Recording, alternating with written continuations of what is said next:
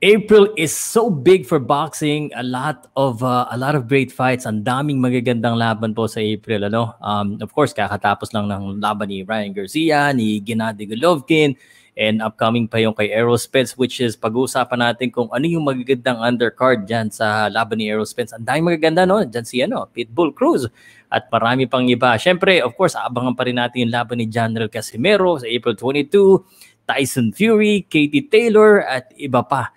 At hindi lang dito sa Amerika, no? Dito tuloy sa Amerika. Hindi lang sa Amerika, pati dito sa Pilipinas may mga magagandang laban. At talagang something na dapat mong panoodin. Jhack Tepora will be back and he has scheduled, and I will tell you that, pati mga championship sa Bohol at pati yung magandang laban sa Jensan. Pag-uusapan natin yan. So stay tuned.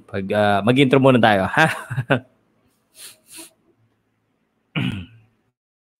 Powcast Sports. If you're new here, don't forget to subscribe and hit the notification bell. Unahin muna natin yung Philippine boxing kasi love natin yung Philippine boxing, and I want to share to you the boxing events that's gonna happen, at least listed on BoxRec. There's a lot more boxing events na pinag-uusapan, but syempre alam nyo naman medyo mahirap pa rin magpa-event dito sa Pilipinas. There are still a few restrictions pero maluwag-luwag na rin at marami na rin nakapagpa-boxing. So, I'm excited to announce to you that April 23, magkakaroon na naman ng championship sa Bohol. Very big congrats sa PMI. Rodel Sugano versus Ranelio Quiso for the WBF Asia Pacific Super Flyweight title. Napakagandang laban nito, Sugano and Quiso. I've seen both of them fight. This should be interesting for both boxers, parehong bata, at tingin ko dito, it's hard to say, no? It's hard to say. I will have to rethink. I will have to take a pass muna kung sino yung mananalo. Pero it's gonna be a good fight. At sigurado ako baksakan ito mangyayari dito.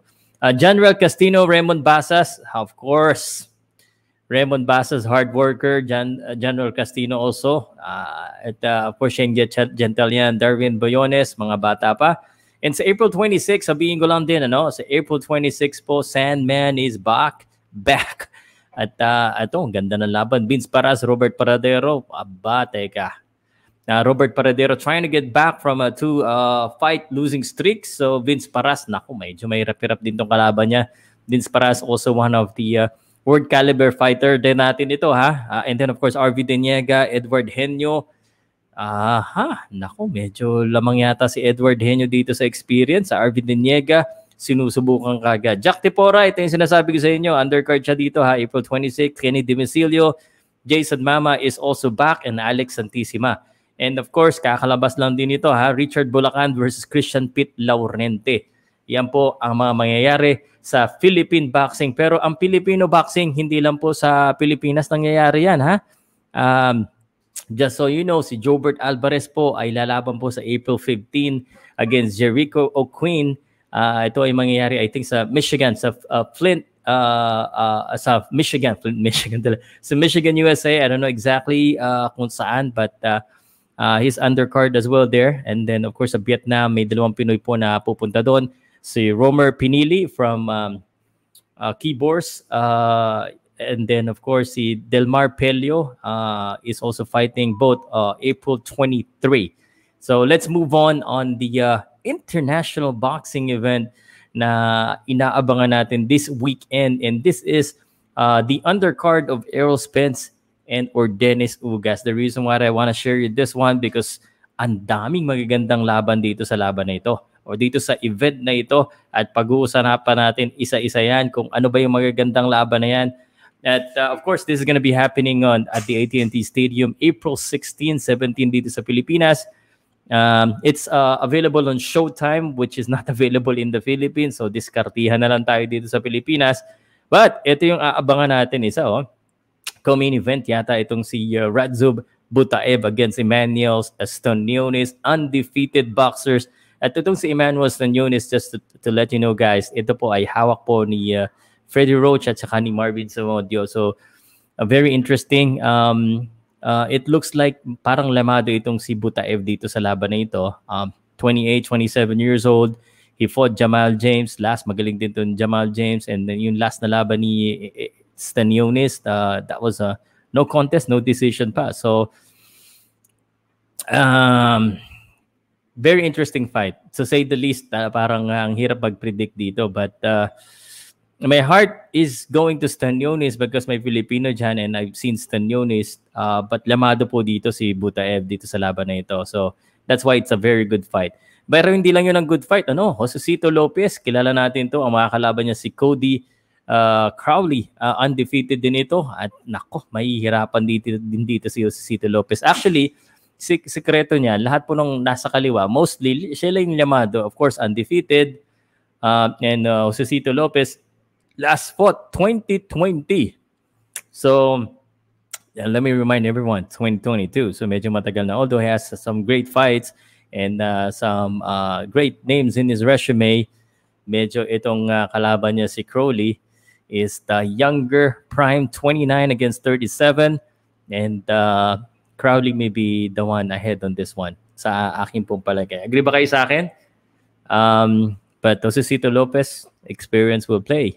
And of course, isa sa pinag-uusapan ng mga Pilipino, parang adopted son na rin ito ng Pilipino because he's an MP boxer, Isaac Cruz versus Yorkis Gamboa. It's another young versus old. And the young, of course, Isaac Cruz, 23 years old, again, Yorkis Gamboa. Isaac Cruz made a name for himself and stocked up his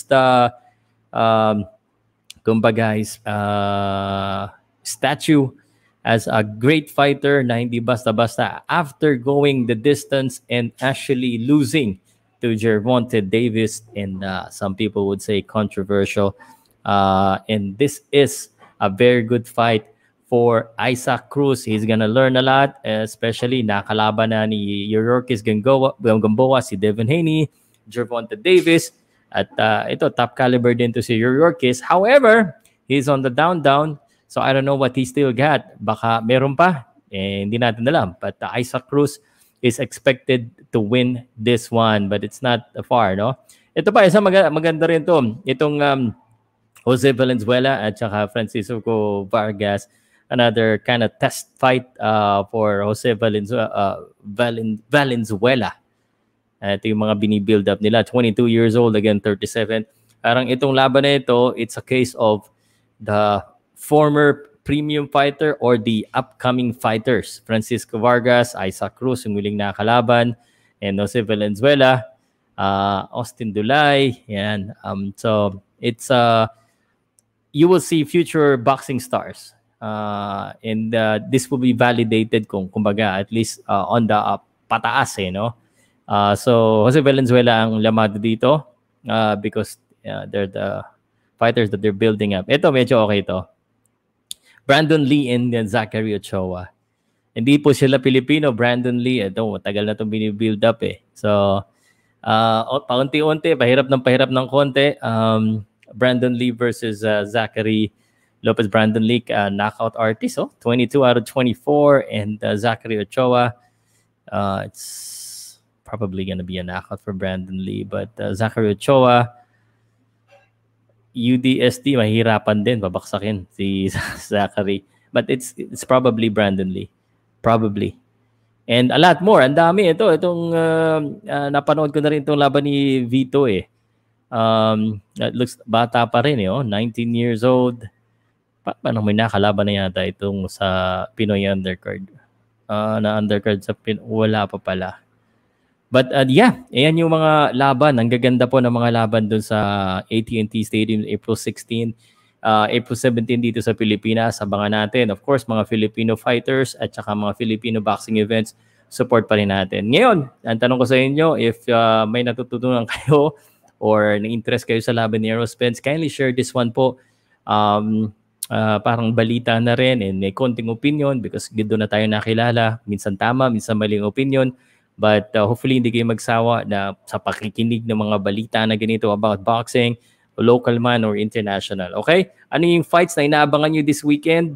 Or sa Filipino boxing, inaabangan nyo pa ba yung laban ni Jhack Tepora? Uy, maganda rin yung laban sa Bohol, sa Sandman, at saka yung kay Christian Pete Laurente, which is also our boxing prospect. But, of course, yung international fight, Spence Jr. versus Dennis Ugas, and the undercards, very good. Ako Salud, Powcast Sports. See you next time on my video. And salamat po sa inyo lahat. Powcast Sports. If you're new here, don't forget to subscribe and hit the notification bell.